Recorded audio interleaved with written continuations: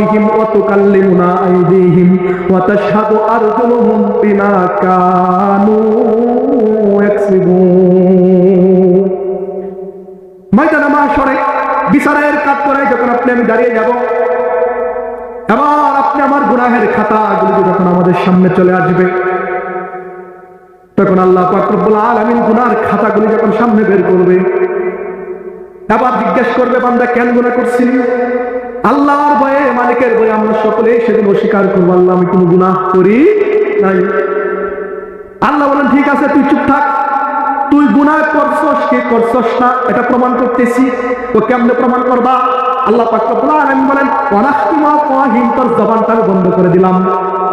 ওয়া তুকাল্লিমুনা আইদিহিম, আবার তোর হাত কথা বলবে, তোর মুখ কথা বলবে, তোর চোখ কথা বলবে, তোর পা কথা বলবে, তোর সারাদিন হাত শরীরের প্রত্যেকটা অঙ্গ প্রত্যঙ্গ তোর বিরুদ্ধে সাক্ষী দিবে।